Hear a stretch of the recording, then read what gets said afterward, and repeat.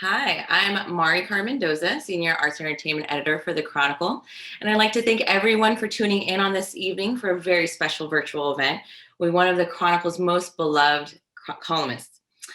He joined The Chronicle in May of 2016 as part of a lineup of writers for the back page of the Datebook section. And since then, he's been giving readers a slice of his life every Wednesday in the newspaper and online Tuesday mornings at sfchronicle.com. Please welcome Kevin Fisher Paulson, who is joining us from his Bedlam Blue bungalow in the outer Excelsior. Outer. That's right. Cool.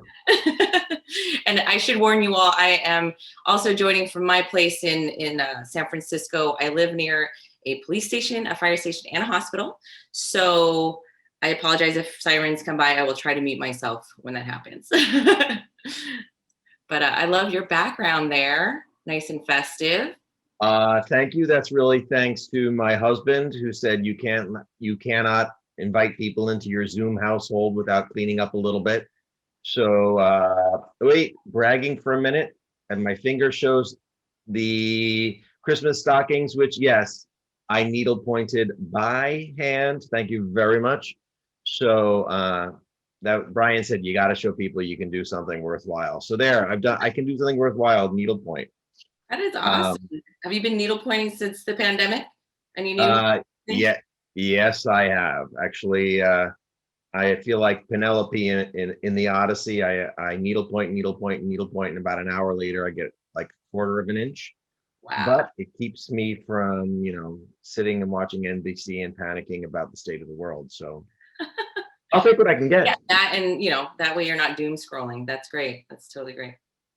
Well, let's first start with some really important news. I want to ask about how Zane and the rest of the family is doing. For those who read your column today, there's been a COVID scare in the Fisher Paulson household. So can you tell us about that? Yes, I can. So we're all taking whatever precautions we can about COVID, and we're all really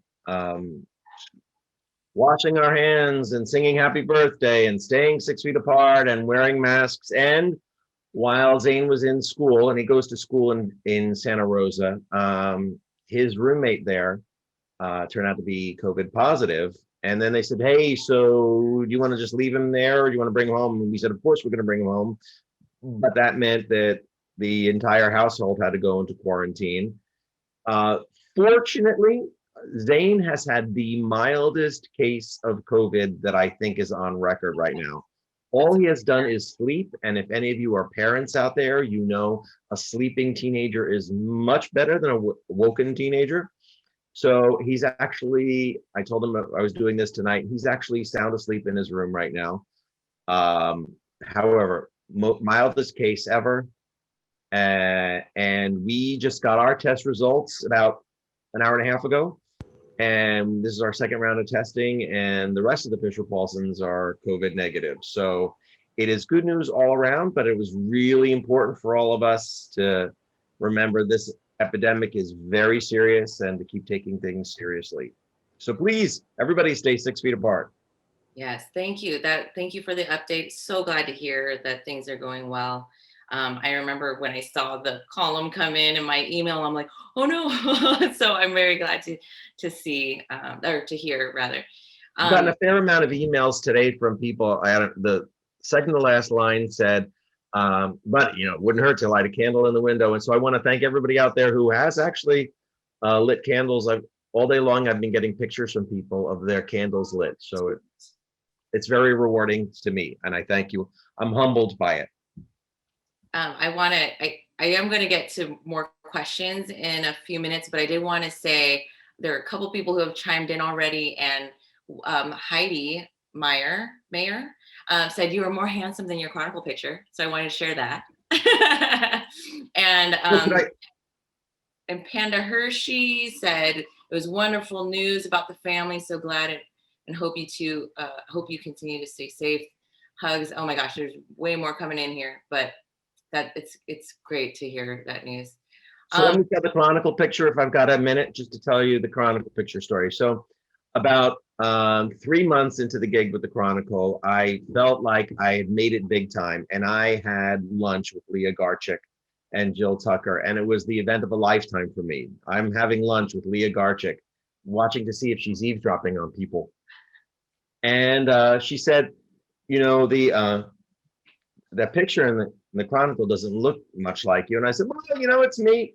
And I said, so I was at a party though, and some man said to me, oh, you need to retake that picture. And I said, why? And he said, it makes you look like a fat old Irish bartender. And I said, wait, I'm fat, I'm old, I'm Irish, and I used to tend bar. And she said, well, let me tell you my story. She said, I went to a party and someone introduced me as Leah Garchik. And the woman I was talking to said, oh my, that picture of you must have been taken years and years ago. Oh my gosh. This is to say the Chronicle photographers do a great job, but objects appear bigger in real life.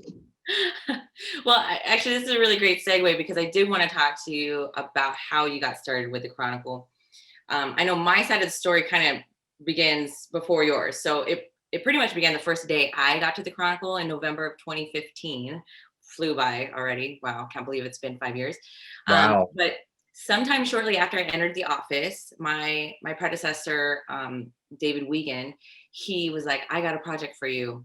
Our longtime Backpage columnist, John Carroll, is going to retire, and we want to fill his spot.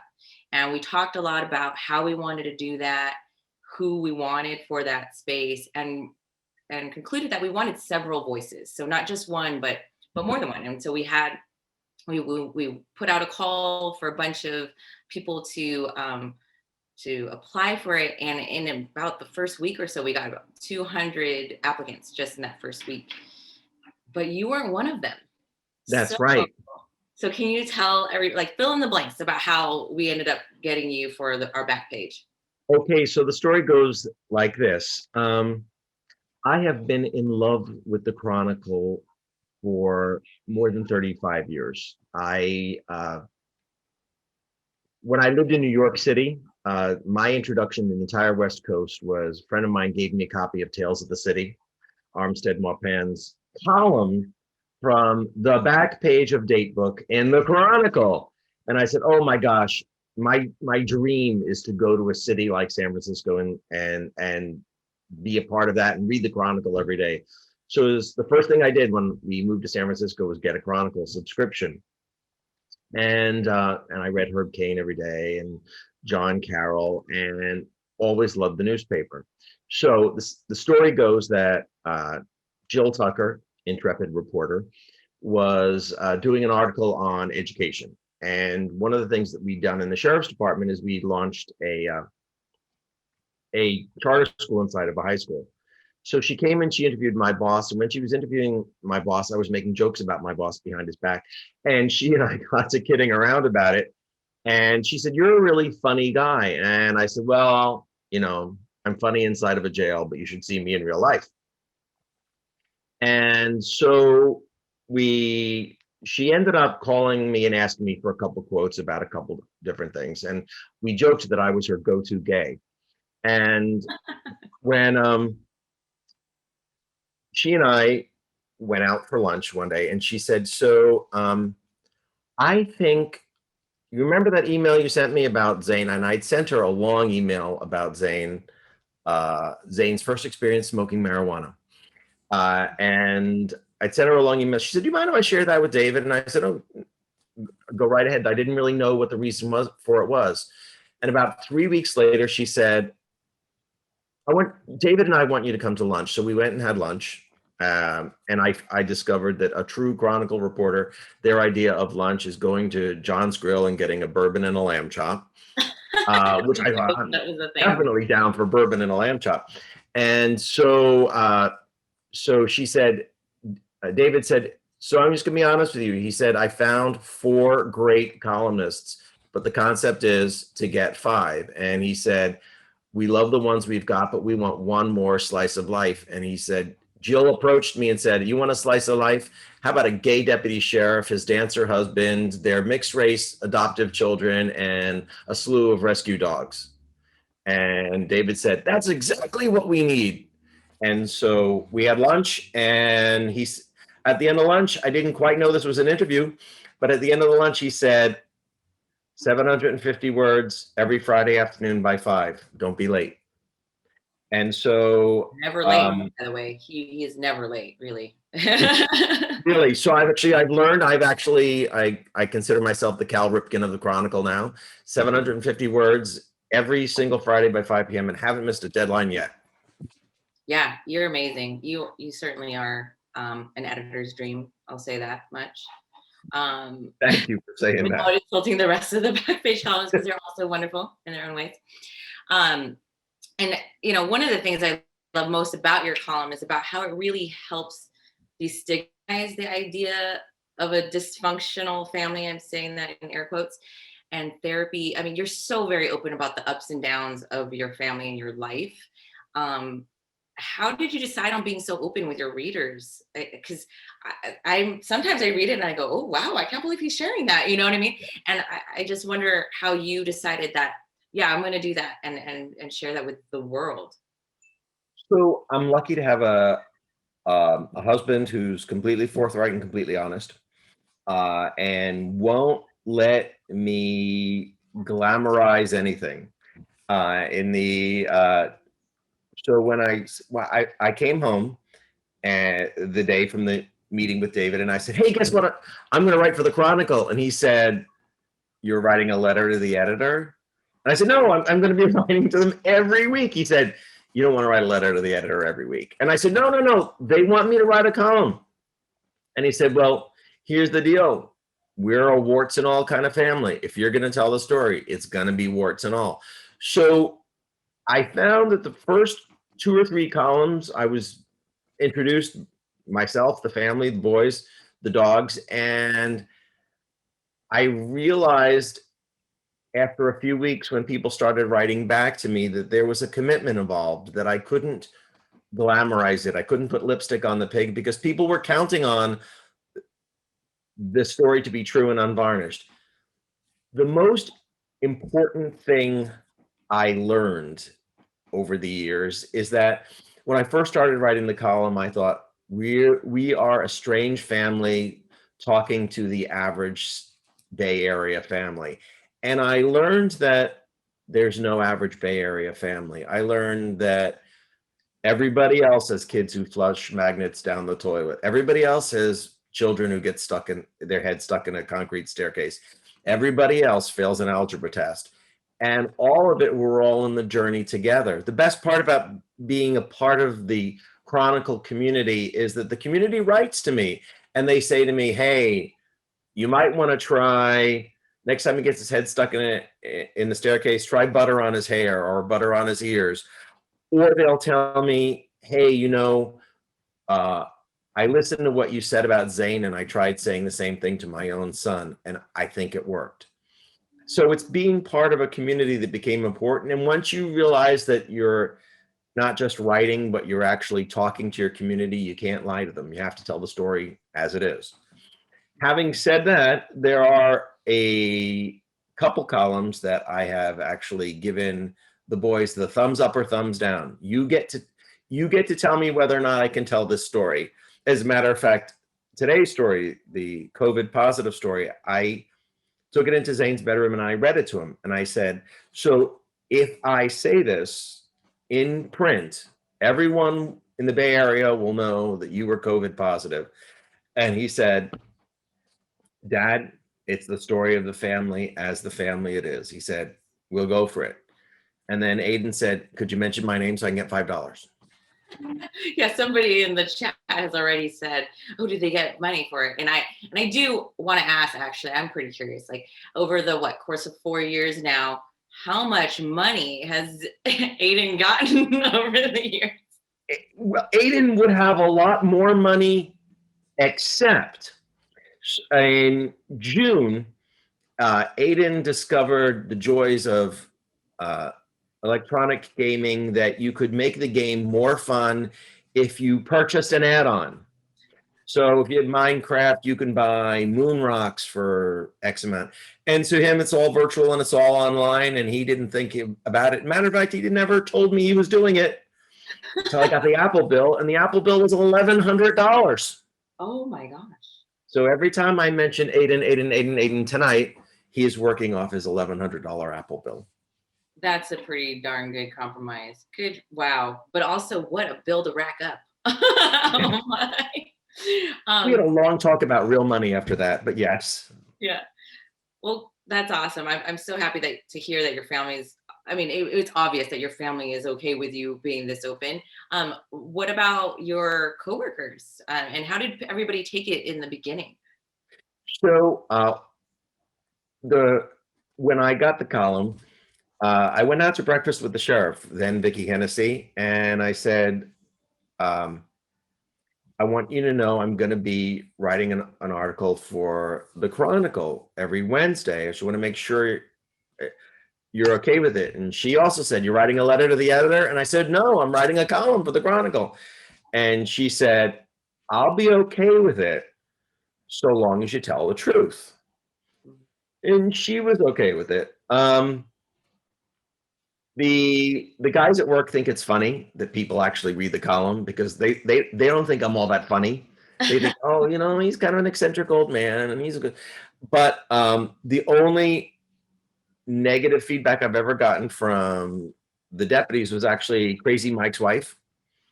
And Crazy Mike's wife said, you have to call him Crazy Mike every column. And I said, it's kind of his nickname. And however, it's now gotten to the point where the deputies do read the column. Actually, I've for most of my career, I've worked in jail, and so it was a really kind of bonding thing for me with the prisoners in the jail because a lot of them get the Chronicle in, and they would read it, and they would say, "Hey, I just thought you were an old jail guy, and he said, and you actually have an interesting life." And it became a way again of letting the community know that we're all connected. Whether you're on one side of the bars or the other, we're connected. Whether you're wearing a uniform or not wearing a uniform, we're all connected. We're all in it together. I'm going to get to more about your career outside of the Chronicle, but my other question is, what's your column writing process like? How do you have that aha moment that, yeah, that's what I'm going to write about this week? Okay, so that's the strange thing is that I cannot plan on it. It's not like, okay, this week I'm gonna write about gardening, or this week I'm gonna write about the book I just read. It's one of those things that I have to trust the process and let it happen. Dylan Thomas talks about the force that through the green fuse drives the flower. And that writing this column is one of the things that makes me believe in an intervening God. Now, you didn't expect me to get religious on this, and certainly I don't want anybody to think that I'm very religious. However, I do believe in a creative force of the universe, and I believe that creative force manifests itself.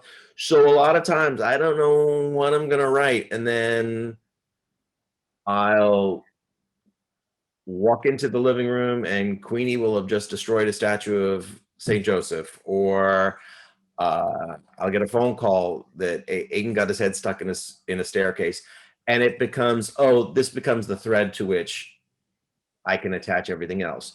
I do have during the week, I carry a notebook with me pretty much all the time, and I'm always jotting down things that amuse me that interest me. Like if a reader writes to me and I think, oh, that's a funny way of saying it. Um, and then I take that thread and I work with the initial that interval. What crisis happened on Thursday morning, and weave it into what it is that I need to talk about, or that the universe wants me to talk about. So if you don't think I'm interesting this week, blame the universe. Don't blame me. That's a great process. And actually, as a journalist, as a reporter that used to be a general assignment reporter for a really long time, the the notebook in hand, I still have a notebook in my purse all the time whenever I'm out, just in case there's a breaking news story that I have to help cover, even as an arts and entertainment editor now. um, and I always a managing editor from one of my early jobs always said that, like, on your way back from someplace, kind of talk out what your story is going to be like, and the lead of your story should be the way you would basically tell the story to a person, right? The most interesting way to say. So what you're saying, your process is so very similar to like journalism 101, which I think is very interesting. So it's great. And it's also like telling that story when you get home. Yes. So, how was your day? Okay, so we all sit down to dinner every night, and after we've said grace and toasted the best boys in the world, the first thing we do is that we ask, "How was your day?" And that is in many ways rehearsal for the column. Okay, so let me tell you, today I ran into so and so, and this is the story behind it. Um, or hey, we got invited to dinner by the Saspies, and what's going to happen at the Saspies. And what a part of being a columnist I've discovered is telling and then retelling the story until it reaches a format where it's ready for the reader.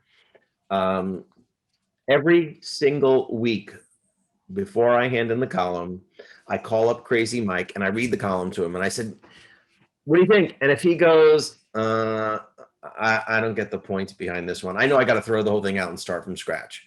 Or if he says, it wasn't until about the third paragraph that I really got interested in it, that I just cut out the first two paragraphs, because it is telling the story to Mike is representative of the Chronicle people. Mike has also been a Chronicle subscriber since the Earth cooled, and he really believes that there's a certain story that needs to be told, and sometimes he'll prompt me about that.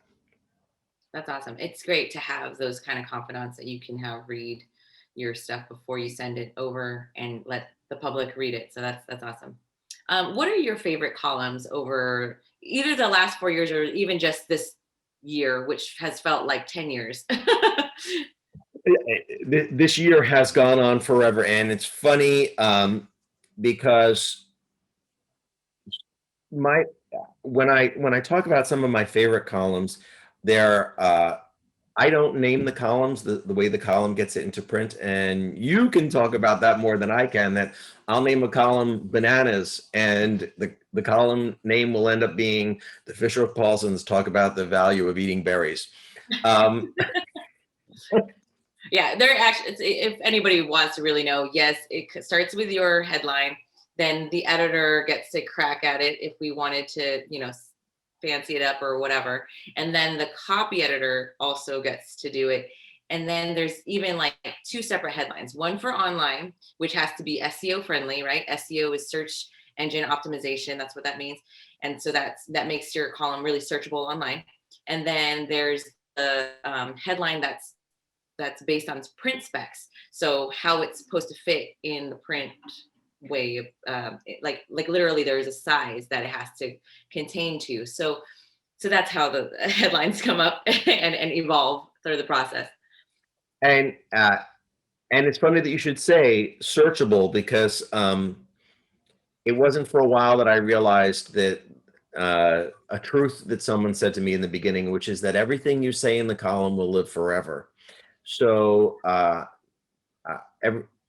found out, for example, that the column sometimes gets repeated in Houston, and I'd get people writing to me from Texas saying, "Oh, I love this," and I thought, "How did you hear about this from Houston?" And then they would tell me the story that it was repeated there. And actually, for those that don't know, our sister paper is the Houston Chronicle, so that's why Houston sometimes has it. In fact, all the Hearst newspapers can run it too, so you might pop up in like Albany. oh, very cool. If they choose to use it, and I don't often get told, so it's news to me too. But you started with the question, what were my favorite columns? And so do I have 30 seconds to quote one of my columns? Because I don't even know the name of the title. It's your time. Go for it. So the name of the column because it's the holiday time. I looked at my holiday column from last year, And there was an old column in the Daily Sun called "Yes, Virginia, There Is a Santa Claus." So I wrote to Zane, "Dear Zane, it's easy to get things confused because Christmas is not the things you see on Hallmark. It's not the snow or the Krispy Kremes turning from pumpkin filled to gingerbread. It's not the new bike with a shiny bow.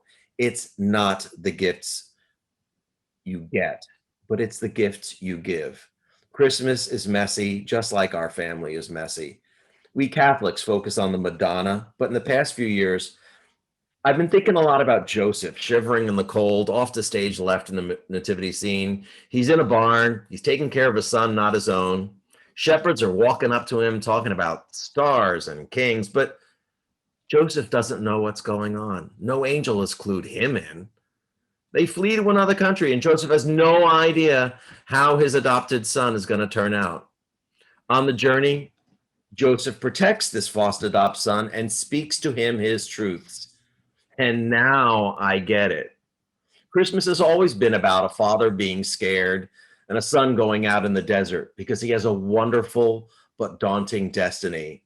And somehow that son comes back, and somehow family endures. Yes, Zane Bug, there is a way home. There is a shining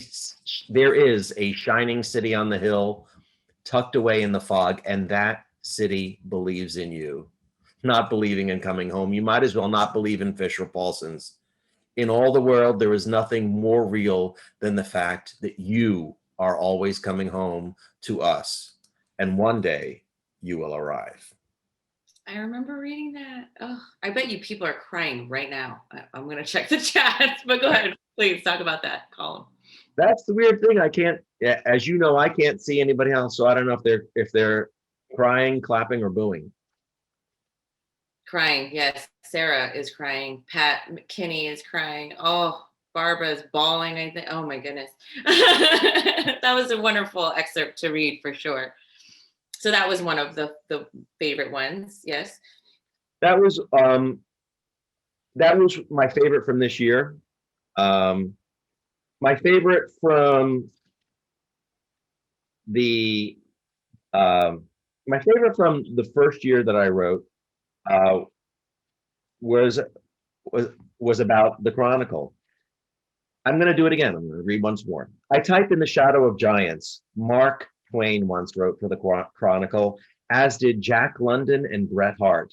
This very page hosted Herb Caen, Armstead Maupin, John Carroll, and Leah Garchick.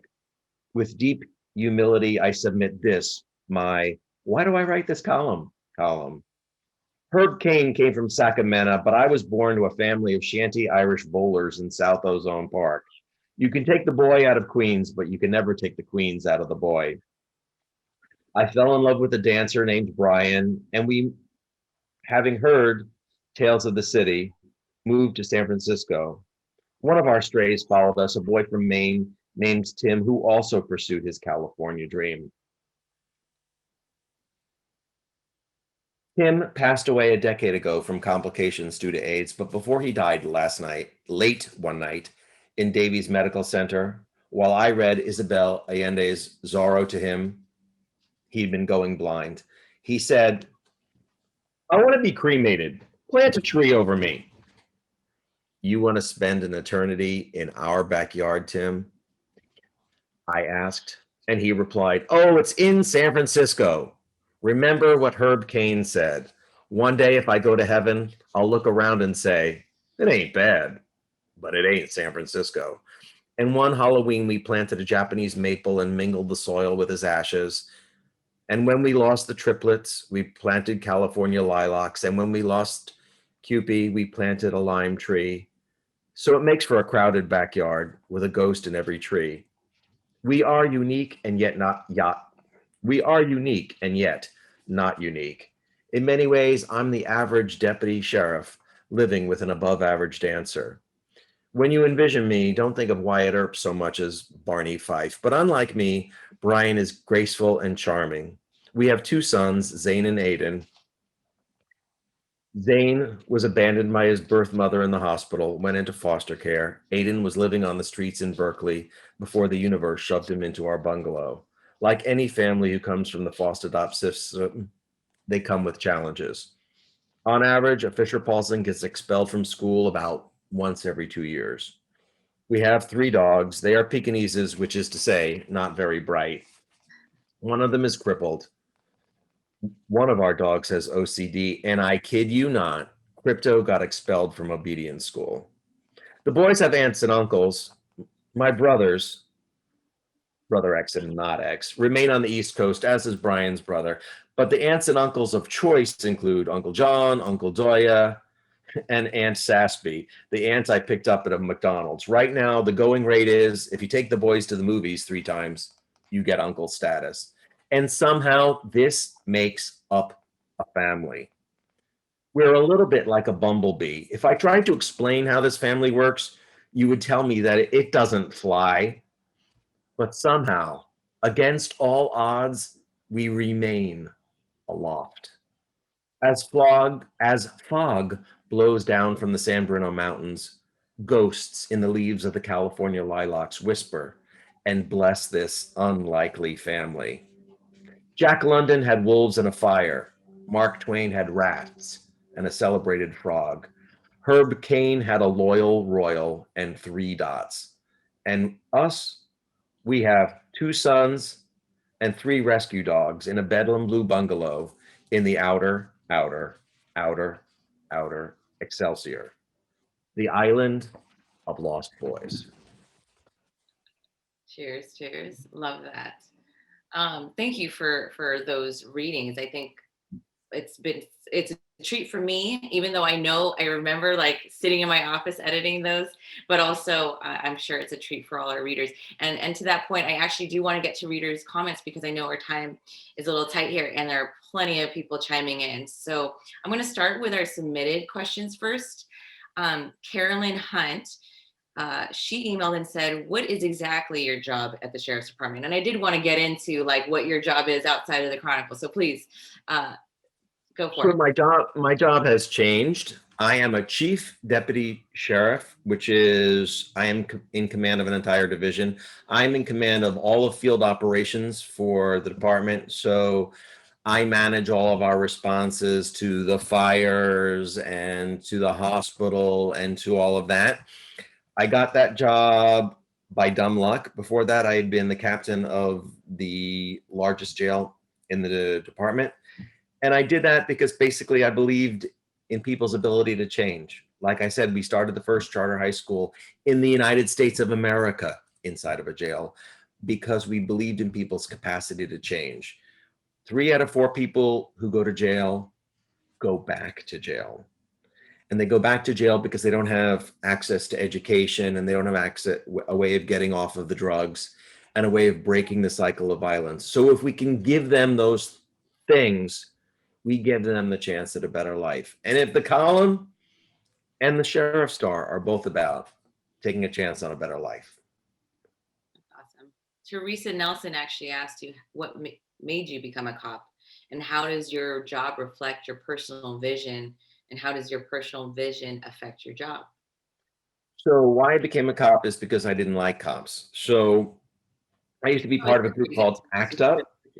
Yeah, I used to be part of a group called ACT UP, and ACT UP was a political group that was designed to get AIDS drugs into the hands of people who were dying from AIDS, because the president of the United States at the time wouldn't even say the word AIDS. And we made it an issue and we got involved. And one of the things that we did was I organized a march on the FDA in Washington. And when I helped organize the march as part of the actions committee, we linked arms all around the FDA.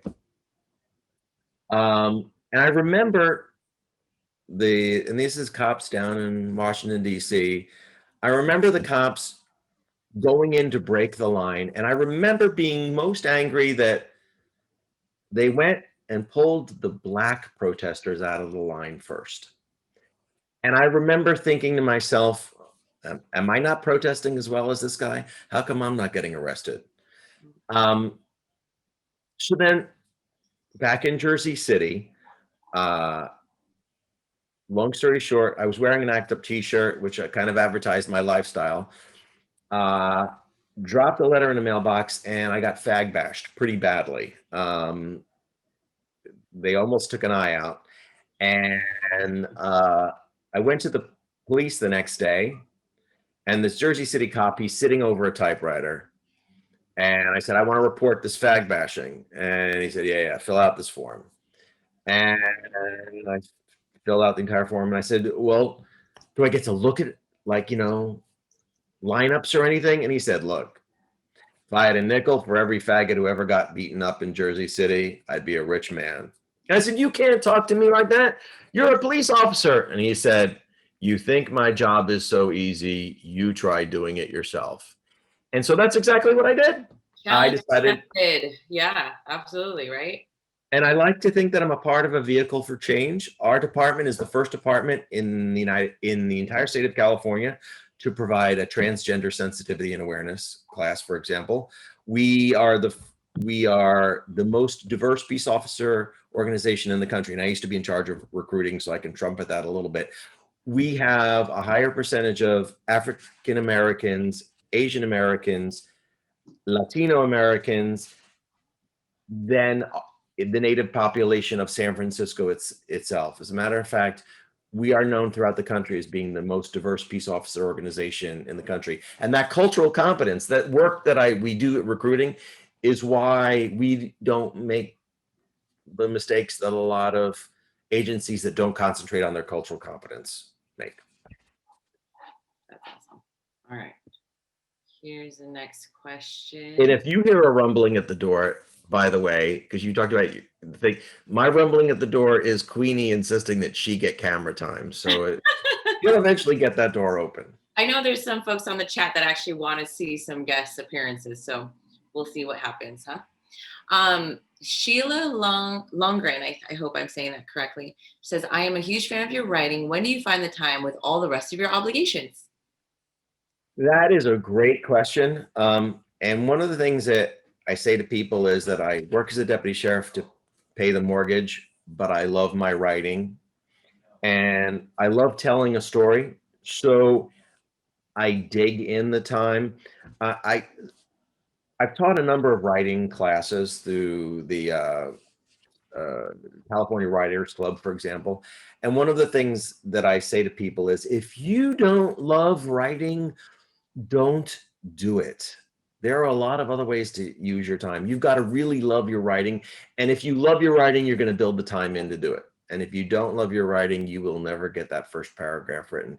So a lot of times, yes, it means that it's like 1 a.m. and, oh, I've got to get the column in by 5 o'clock today and I've got a heavy day of work. So now at 1 a.m, I'm going to try and come up with 625 words about something. Yeah. Great. Wow. Yeah. It's hard to, like, I used to write a lot more before I was an editor, and it's very hard for me to find that time because it can't happen between my, 9 to 5. And you can't do it between your 9 to 5 either. So Right. And so if it burns for you and it burns passionately, do it. And if it doesn't, take up another hobby. Needlepoint. well, and you can hear it in your writing, if you really love it, if you're passionate about what you're writing about, you can hear it in the writing. And we certainly hear that from your columns, Kevin. I thank you for saying that. There's a bunch of people out there, and I wanted to say this, and I hope I can make this point.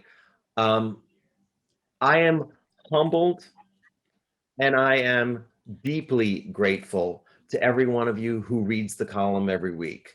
I am humbled and grateful that you rush in and send me an email and tell me that, oh, this was funny or this was really sad, but that you get the experience and that you remind me we're all part of one community. I get a fair amount of email, and I would say 50% of the emails start out with, you and I have nothing in common because I'm a straight so-and-so from so-and-so. And to which I say to them, no, actually, we have a whole lot in common. The straight gay thing is not as important as you think, but we are all of us committed to family, committed to community, and we're all of this together. And I am grateful to all of you for resonating with the story and for telling me that the story is important to you. Actually, I also want to be clear with folks. So some of the questions in the chat, and I get them emailed to me. In fact, they ask, why isn't Kevin's personal email listed in the paper, and why can't I email him directly? And I do want everyone to know we decided to just not give the freelance writers a Chronicle email because they're part-time, and we don't want to give their personal emails out just in case. We wanted to kind of save folks from being bombarded. We do try our best. We, as in me and the other assistant editors that I have on my team, really do try to forward all of the mail to Kevin. And Kevin, you do get the most mail. And so, but please continue to email datebook@sfchronicle.com. We try to make sure as best as we can to send it over to Kevin, and then Kevin will reply to you, and then you'll get his personal email for that way. And that way you choose who you want to communicate with. I know people have been contacting you through Facebook, and so there's other means as well. But just for anybody that was curious as to why his personal email is not in the paper, it's just policy. We don't do that for our freelancers, and part of it is a safety, personal privacy concern. So privacy concerns. So one of the things that astounded me about in the email was I opened up an email and there was an attachment to it, and the attachment was a picture of the Blue Bungalow. And this man wrote to me, he said, I've been reading the column for over 4 years now. I've been following all the clues. And he said, I finally figured out where the Blue Bungalow in the outer Excelsior is. So it was amazing to me that I inspired detective work in the city. But I do try to answer every email I get. Yeah, yes, you do. You're very good at that. And I would really encourage everybody to email, because snail mail, especially now in the pandemic when we are not in the newsroom at all, if any. I've gone in there maybe 4 times since we shut down. That snail mail is just sitting there, and I apologize if we haven't been able to forward it. So again, best way to do it is datebook@sfchronicle.com, and we'll forward those emails. Linda and Joseph, they emailed and said they were wondering, after living in this neighborhood for 35 years, we have never heard anyone refer to it as the outer Excelsior. Don't we live in the Crocker Amazon? Your neighbors, Linda and Joseph. So, dear Linda and Joseph, you say potato and I say potato. So David, the first column, I told you that he hired me, and it was really unexpected because you guys had hired some dynamite people and I was a relative unknown. And he said to me, you're relatively unknown, Kevin. Your first column should talk a little bit about who you are so people know who you are. So I wrote a column about a baseball diamond in the area. And at the end of it, I thought, when I was describing it, I could say in the Crocker Amazon, but then people would say you're not in the Crocker because Crocker is on the other side of the area, and you're not really in the Amazon. So I thought, well, okay, I'm just going to go with, it's not the outer Mission, it's not the outer Excelsior, it's the outer Excelsior. The funny thing about it is that the first year that I was writing the column, I would go back and forth. I call it the outer, or the outer. And then one night, I was snuck into Chronicle headquarters and took a couple of the copy editors out for drinks. And they said, just so you know, there are 4 outers to the Excelsior. We don't change it anymore. So they said, we have a style guide at the Chronicle, and you can't have 3 outers and you can't have 5 outers. It's now 4 outers. So That's a really fun anecdote. You'll have to tell me who those copy editors were that you took out drinking. Bruce Reeves asked, where did all those patient jeans come from? The patient Patient Jeans Bruce the Bald from Walnut Creek. Oh, I'm not sure that I'm patient. So I'm actually extremely impatient. I happen to live with a husband who is extremely patient and has endured 35 years of my saying, let's get it done now. I'm one of those people who stands in front of the microwaves and says, hurry. So I will tell you though, there is a process of parenting, especially when you've got special needs children, when you can no longer drive the train yourself. You just have to sit there. And I was thinking about a night. One of the indulgences that Brian has allowed me is I have a Stickley rocker in the living room, and Zane had a very hard time settling down as a baby.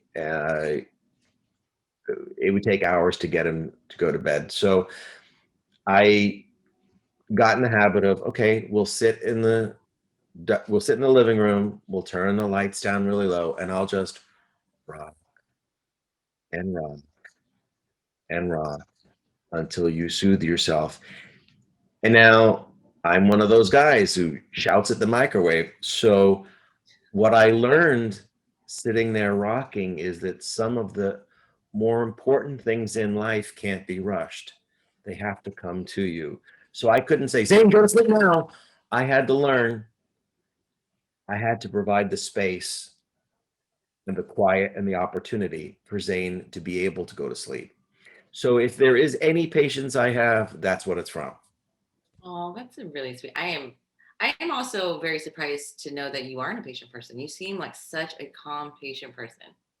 Like really in person too. you know. Well, I'm going to take that compliment. There are a couple people uh, people who are watching tonight. I think Saspy is actually watching the show tonight, and I think Ann Amanda is watching the show, and Amanda, all of you them. can see him drive in New York. And they will tell you, I am, you put me behind the wheel of the Kit Cap, and suddenly all patience is flown out the window. This is a question that I actually wanted to come back to, and I think a few people have chatted about this. I wanted to talk about your books. You've had two published so far, and one was pre-Chronicle. In fact, it was what you called the prequel to the column. Wait, how about this for a commercial? Yeah, right. A Song of Lost Angels was written before the Chronicle, and then the second book, How We Keep Spinning, is a collection of some of the readers' favorite columns. And definitely plug away, but is there another book in the works? So right now, I have I don't know how book publishing works for real people, but this is how publishing works for me. There's um, there is an editor who approached me about 3 months ago to say, hey, you're such a creative person. Do you want to write a book on creativity? So I have an abstract for a book that I've been working on in my spare time. And the person who said, how much spare time do I have? I've been fitting in writing an abstract for it at the same time. So I've been working on what the creative process is for a crazy person living in the outer Excelsior. And it may actually see print someday.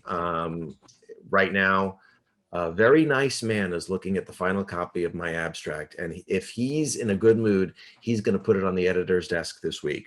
So it feels weird to have two books actually under my belt. The Song for Lost Angels, which was the first book I wrote, which is before the time that I worked for the Chronicle, was really a prequel to the Chronicle Times. It was the story of the triplets, and it was the story of actually how I became a writer. I became a writer. Remember, I was telling you how children don't easily go to sleep. Well, try putting 3 children to sleep, because Brian and I were raising newborn triplets, one of whom had a broken arm, one of whom had a hernia, and the third had a hole in his heart and a colostomy bag. And so a lot of my time was spent sitting in that rocking chair, rocking the baby. And now I have to tell you, when you're raising foster triplets, you're getting phone calls from people about every 30 seconds. How are the triplets? How are the triplets? And I just stopped answering the phone because I didn't have time. So once every 2 weeks or so, I would sit at 1 in the morning and I would write an email to catch my friends up on it. So, that they're sat up for the first time and this is what's going on. Long story short, let me spoil the ending for A Song for Lost Angels. The triplets moved back in with their birth mother under pretty tragic circumstances. But and I thought, I don't know really what I'm going to do with my life at this point. I don't know what the next step is. I didn't know Zane was right around the corner. And a very good friend of mine, a woman named Barbara, said, "In the meantime, you need to write a book." And I said, "About what?" And she said, "About the triplets. People need to know that story." And I said, I didn't make any notes. And she pulled out a binder that she had of 500 emails that I'd written. And she said, "This in itself is a book." So put it together, and it here's something else I haven't gotten around to saying tonight, and in my gratitude to all of you, it is sometimes the only way I understand the story is to tell the story. So I didn't understand that we did something for those triplets and they have a chance at a better life because of our involvement with them. I didn't understand that until I wrote that. And I didn't understand the lessons with Zane and with Aiden and what my role is and what I'm meant to do until I started telling the Chronicle readers, oh, okay, I'm going to try and be a good father here. And a lot of times it forces me into being a good father. So how it forces me into being a good father is this. I am not a famous person at all, although there's like a lot of people watching tonight. But I'm one of those people that every once in a while you notice. So if I go to the Diamond Heights and Safeway, people will say, "Oh, you're that guy," and I realize that there are people watching who at any minute may realize I'm that guy, and so I can't curse at my children in the Safeway because they have had an argument in the sour cream and onion dip and potato chip aisle. No, no, no. I have to be the, "Oh, Zane, maybe you want to compromise with Aiden about those potato chips." So, so, so being a chronicle columnist has made me a better person. I love that you said that writing it out is the way you understand it, because I absolutely feel the same way about a lot of things. That's why journaling is so therapeutic for a lot of people. So even if you don't publish it into the public, at least it's that process, right? So I'm glad that you mentioned that. An emailed question actually asked, how old are the triplets now? Uh, um, the triplets were born on March 12th, 2003. So they turned 17 in March. They're going to turn 18 in uh, this coming year. And so that means that they'll be legal adults and I'll have the right to contact them. And hopefully we'll get a hold of them. Oh, that will be a really interesting column to read for sure. And like several columns, I'm sure. Wow, that is. Thank you for that question. The person didn't leave a name, but thank you for that question, because that's really interesting. Randy Reynolds is asking, what is the theme of your family Christmas card this year? Uh-huh. So every year for more than 20 years, Crazy Mike gets pulled out the Friday after Thanksgiving. And I say, please take a picture of us. And it could be dressed as the Avengers, dressed as pirates. One year, we had all four of us. I was dressed as a cowboy, uh, Zane as a Native American, Brian as a leather biker. And our theme was Merry Christmas from your Merry Christmas Angels, YMCA. And then, to be technically fair, 12 days ago, we went into quarantine. So we couldn't get Michael to take the picture. So instead, we used a picture from last year and I wrote an original poem, a takeoff on a night before, was the night before Christmas. So I have a couple extra of those cards. So people, some of my more regular writers already have sent me their email, have sent me their snail mail address. So yes, feel free. That's awesome. I've been thinking of, I've never done a family Christmas card like with my husband. It actually, we're still newlyweds. I mean, this is our first Christmas together, so we might have to do it, and we'll probably ask somebody to do it from a distance kind of thing anyway. But that's, so your Christmas card themes are quite the inspiration for sure. So I was not going to take a picture the first year Brian and I were together. It was not in my thoughts because I thought, well, once you start taking a Christmas card picture, you're kind of committed. Yeah, that's what I'm gonna Oh, we're really going to do this. And we had a picture of the two of us at Jones Beach, which was just really funny. It just Brian threw me over his shoulder and started walking towards the water. And that was the picture. And I thought, oh, this is pretty funny. We'll send out one Christmas card. And now we have friends who've collected all 35 of the Christmas cards because it's the genesis of, first of all, how much grayer the hair has turned, but also, the dogs, the children. And so as time went by, we had to go with a couple humorous ones just to keep it fresh and lively. But I highly recommend, if you really mean the commitment, do a Christmas card photo this year. You'll be forced into staying together. I will send you one if we do it.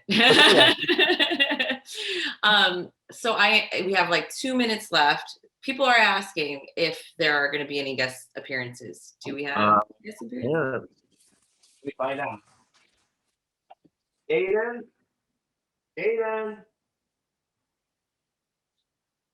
You know what happens if you show up? It counts as an appearance. He gets to pay off that debt. There's one guest appearance. Come, Aiden. Clock's ticking. If you don't show up in time, you don't get your $5. Hi. Do you want to see how handsome you are? Hi. Thanks so much for joining us. So I know you're only seeing me at the moment, but there's more than 600 people on this call right now. So say hello to all your fans. They're saying, hi, Eden. Hello. Panda Hershey says, ask for more than $5. I will. And this is the star of the family. What And those of you who want to see Zane, Zane is sound asleep, so Zane doesn't get his $5 today. That's so sweet. Okay. You get your $5. Thanks for the drop in. Oh, Randy says $5 times 600 for Aiden. We got people on his side here. Yeah, I can't afford that. Well, thanks again so much for your time, and thank you to everybody who joined us. I've been told there's more than 600 people on this Zoom call, and that has broken a record for us for a subscriber only event. So, woo! We broke a record, you guys. Thank you so much. Great. Hope you enjoyed this event and join us for other events in the future. And we do hope to host in-person events and possibly another one with you in person too, Kevin. I would love to. I've had a great time today. I hope everybody else has enjoyed it. Yeah, I could talk to you for hours. So I cannot wait till the pandemic is over. We should grab a drink somewhere. I would love to catch up. Bourbon and pork chops. Yes. And in the meantime, everyone, please be sure to check out the membership page at sfchronicle.com/membership to see all the events we have coming up. I'll go ahead and drop that link in this chat as well. And don't forget to keep engaged with us at the Chronicle. I know we're all stuck at home, but there are so many ways for you to connect with our content, whether it's our podcast, newsletters, website, our app, and social media for those that use Twitter, Facebook, and Instagram. And just of note so again, Kevin's columns appear on sfchronicle.com, but all of our arts and entertainment content from Datebook lives on datebook.sfchronicle.com. And we actually do plan to recap this conversation and publish it on that site. So I will drop that site URL there as well. And Kevin, do you have any parting parting wisdom, want to plug your book or anything that you want to do before we say goodbye to everyone? I don't know if I have any wisdom, but I do want to say one more time, I am very grateful that you readers are so loyal and so wonderful. It makes me feel like being a part of a greater community, and I'm very happy to be part of your family. And with that, happy holidays, everyone. Please stay safe, healthy, and merry. Take care. Mike Ruette is saying, what was the name of his first book? Aiden showed me how to do chat. The name of the first book was A Song for Lost Angels. The name of the second book was How We Keep Spinning. Thanks again, everyone. Take care. Take care.